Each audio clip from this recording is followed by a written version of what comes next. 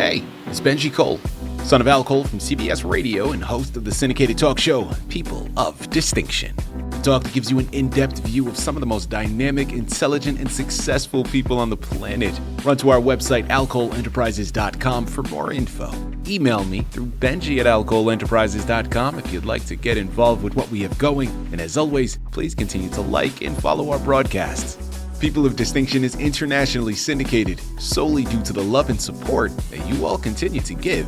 We're available across all major distributors, and as long as you keep following, we're going to continue to put out the content. Now sit back and strap in, because on the line with us today, we have the impressive Ken Karakas. And we're going to be discussing his incredible book, Juicy.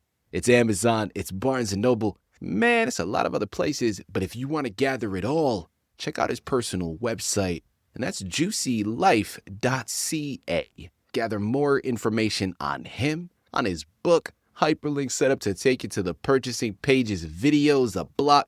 Man, it's a one-stop shop, okay? Again, that's juicylife.ca. And I quickly want to take this opportunity and point out the fact that Ken was brought to us by Author Reputation Press. So for writers out there listening in who have gone through their process, and now you're looking at me like, Benji, I need some assistance, brother. I wrote this masterpiece, but now I find myself at a crossroads. How do I move it? Well, head on over to authorreputationpress.com and gather all the ways that their fantastic team is well equipped to help you do just that. And listen, it is an absolute pleasure to have Ken here on the line. People, have you ever felt like you're just running on fumes instead of running on full? like your gas tank, man, it is just empty, right? Like there's a more vibrant, energized version of you and your life that's just, it's right there. It's just out of reach. It's just waiting to be tapped into. Well, of course you have. We all have, right? I mean, listen, life is hectic, man. We're constantly on that hamster wheel, running from one thing to the next. And who is ultimately the one that's forgotten? Yeah, ourselves. I get it. I've been there. I'm a father of two. I know nothing is about me anymore. Well, listen, our guest today, man, he's written the book on it, literally. Okay. Ken is here to talk about his book, Juicy. And it's going to challenge the idea. It's going to challenge that feeling of being drained and how being drained is really just a default setting of adulthood. And my goodness, man, I'm here for it. I understand that. That hit me in the feels when we were doing the research, man. And this is something that I'm looking forward to. Rest assured, we're going to scratch the surface. It's going to be left up to you to purchase the book to fill in the gaps. Sit back and strap in. Ken, first and foremost, welcome to the network, and thank you for being a guest. How you doing today, man? I'm doing fantastic, Benji, and I'm very grateful to have this opportunity to speak with you. I love it, man. Well, listen, I'm going to pass it right back to you, Ken. The praise goes both ways, man. It's a likewise feeling, and it's an honor to have you here. Your book, I think, is something that not only is beneficial for just any time of day, but like we were talking about briefly on the pre-screening call, my goodness, man, there's a lot of stress happening right now. The world seems to be going a little crazy. And a book like this to help us harness our best selves, what a perfect time for it, right? What a perfect time to look inwardly to fix who we are. And hopefully the world will kind of sort itself out, but that's for another discussion. Let's jump right in, Ken. First and foremost, man, tell us more about yourself. Well, myself, I've been a commercial realtor for 38 years this year. I'm almost there. Been doing part-time writing for, 43 years, and always got caught up in regular life things. Yeah. Doing real estate. When you're busy in real estate, there was a time when I was the busiest. I'd say 2006, 2007, probably the top thing. I would carry 60. I was at 63 listings. Shooting for 70, and I had another 25 buyers. So that's a lot of people to move with. And my wife was also a realtor. She was a residential realtor. So trying to run a family and all that stuff, you just get lost. So you trying to find few minutes of your time usually leads you to household chores, or we have a son, and looking after my son when you could and trying to have some fun and those kinds of things. And writing just didn't cut it. So, but it kept nagging at me and nagging at me and nagging at me. And anyways, I finally did something that really encompasses so much of what I like to do in my spare time. And that's, I've been studying personal development, personal transformation for really pretty intently since 2000. I had bits and pieces of it before that, but always had an interest. Even when I was a teenager, I was studying religion and the occult and, really searching for, what is life and how do you enjoy life more? And, what's the ticket to success, those kinds of things. So it's always been in my blood, and, but it just got bigger and bigger. And now it's taken on a life of its own. Okay. Well, listen, man, I have a lot of questions to ask, but first and foremost, tell us more about your book, Juicy. Well, it's about, I wrote the book to guide the reader to find more joy in life. I hope every reader finds at least one idea, that leads to a more joyful experience. There was a point in time when, it was COVID. When COVID happened, there was not too much work to be done. And I took the time to just be quiet and to think for myself, not have the distractions of work and day-to-day life and anything else. And I took that time and I started to work with the information that I've been following for years and chasing for years. And I went, I tried to incorporate these things into my life. I want to do it more so now. And there was a clarity there, and it was time for me to do it. And when I did it, I noticed that my life was getting better and better. I was feeling more joyful. I was appreciating more things. And these are small things. It isn't like a big trip or I just got a new car or anything like that. It's just, they were small things. And I was sitting in my backyard quite a bit, as much as I could. So nature probably helped me along the way as well. Absolutely. So anyways, the book itself is all of the information I've studied for many, many years from some absolutely incredible mentors. And so I'm suggesting to the reader that if you can begin to incorporate more ideas that bring you joy, everyone has their own idea of what joy is, you'll eventually form habits that will help you feel good every day. And then if you can discover what you love to do, what you truly love to do, then you can discover your talents and abilities. And then you can bring even more joy and service to people in better ways. Ken, listen, man, I'm picking up what you're putting down, okay? And I think one thing that you said a moment ago is about habits, right? And these habits that we need to put ourselves in. And the same thing can be looked at vice versa. Like you're talking about building positive habits.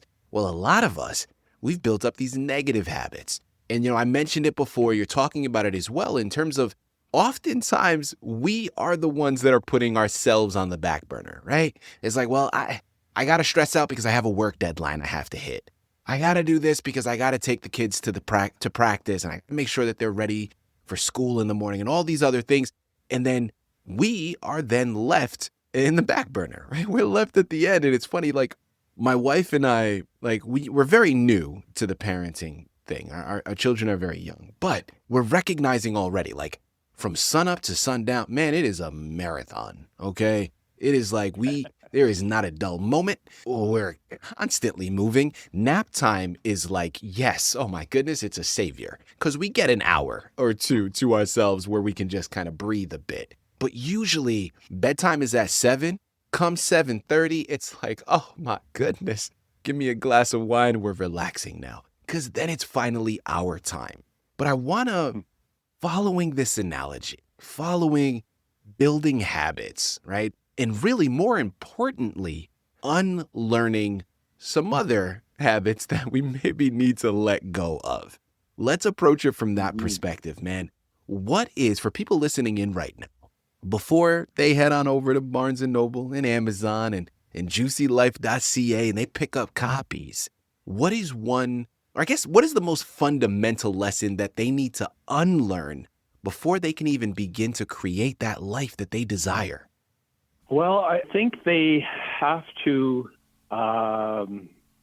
be a little bit Babylonian in their time, and take, 10% of their time for themselves, or, even a few minutes, and let the distractions or the controllers or the routines go, stay aside for a few minutes and just say, no, I deserve this. I want to take time for myself. And if I can give you the most important thing, and it begins at the start of the book, is I say to you, you must find a few minutes to sit down, clear your head, and write down what you like to do. And have a look at your life and say, what do I do in my day? I know I do my career, I look after my kids, I do, whatever those things are, whether you volunteer, whatever it is, put everything down, and then put the good things that you really enjoy doing on the left side, and put the things you don't really like to do on the right side, and just examine those things, and then review the things you love to do, and get your mind into it and feel it. Just say, oh, geez, I would love to play the guitar a little bit. I haven't done that in a long time. Or I love to paint, or I love to garden. I'm just going to do I'm going to find 15 minutes to do that this week. And, you might fall off, and you might, meet your time schedule and get it done. I suggest that you do it, because when you do it, you're going to realize how nice this feels and how good you're treating yourself, and you're going to give yourself the opportunity to go back and do it again. You're just going to say, yeah, I like it for a change.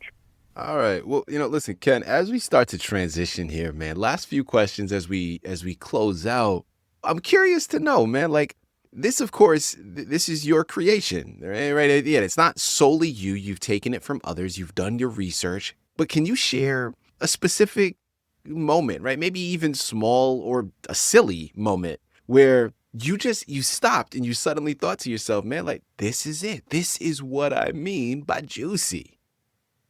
Oh, boy. Lots of, I can't give you a specific thing. I picked up painting a few years ago. I'd never ever painted before, and just started painting abstract paintings and felt great joy in that. Certainly when I decided to write the book, the first book, actually, I wrote a book in 2015, and it was food for thought, and I just put it in an ebook. But for years and years and years, I tried to write fiction, and I could never get anything finished. And the things that I did get finished, I couldn't get published. And then this, because I had been studying this information for so long, and I loved it. And then I said to my friends, I'm going to write a book on personal development. It took me 6 months, and I love doing it. So I suppose that's probably one of the biggest things. And then did another one in 22, but didn't do anything with it. And then this one I believe in so much, I just said, I got to get this out in print. So, there's been, I can't give you a big moment. It's been a lot more of the smaller moments that really are, that kind of, sometimes you're just the peace. Just having such peace, or you meditate and you get that bliss that goes through you. Ken, I'm curious, man. The title is, of course, enticing, right? Like, it obviously stops you there. Juicy is like, wait, what's happening here? I want to know more. Where did this title come from, man? Like, why did you choose that to be the representation? I think it just came through me. I've used the word juicy for passionate life, vibrant life, exciting life, joyous life. And, juice, I got a lot of people say, hey, you got some juice on this, so it's been around. And then I had different titles. And as I was getting to the finish line, it just came to me, and I went, and it was just like hit me right in the heart. I went, yeah, this is right. And then even the color, I wasn't sure what I was going to do with the cover. And I had I wanted a bright color, but then right near the end when they said, I got the form to fill out, how do you want to do your cover? And I went, I want an orange. And, and even the font came to me right at the last minute. So I think it's beyond me. It's part me, but something just came and And, but you know, it all makes sense. It all makes sense because you're looking for a great life. I don't know what's a better, you know, I mean, I guess I could have called it euphoria or something, but it's juicy. Everybody can work with, and Juicy is perfect, understands it. man. I love it. Like I said, juicy is great because, like I said, it's enticing, it's evocative. Let's call that what it is. But it is. Yeah, well, especially with the drips coming down off the J on the cover. So. You know, listen, man, it's gonna get people intrigued, and I think from a marketing standpoint, you did something well. People, like I said, man, we barely scratched the surface, but I promise you, this is one you know you got to add to your shelf. I don't even have to sell it, okay? It's Amazon, it's Barnes & Noble, it's juicylife.ca. Head on over there, pick up your copies, and understand, man, like, there's been a lot that we've discussed here. There's going to be a lot that you're going to encounter in the book. But from our discussion, I want you all to ask yourself that one question, man. Ask yourself, like, where in your life does it feel dry? And of course, we're going to use the word, man. Where does it feel juicy? Because this is where you want to start. Analyzing it from that perspective, understand it is okay to think about yourself. Not only is it okay, man, it's suggested, all right? It is a challenge for each and every one of you. Take some time. Think about yourself for once. And that doesn't mean you neglect your obligations. That doesn't mean you forget to pick Timmy up from soccer practice, okay? No, pick Timmy up, but make sure that you're also being mindful of what you need. Because I promise you, man, there's enough stress happening in the world right now. We don't got to go into specifics. My goodness. Let's take some time today to think about ourselves and just sit back and you're going to be amazed by how life begins to transition if you focus on doing that every single day. Man, you're going to have some brighter days ahead of you. And it starts with this book because it's the perfect companion. Head on over there, pick up your copies. Ken, this has been a true pleasure, man. An absolute honor and a wonderful discussion. Thank you once again for being a guest on People of Distinction. Benji, thank you very much. I couldn't have put myself in better hands, and I appreciate everything. Thank you.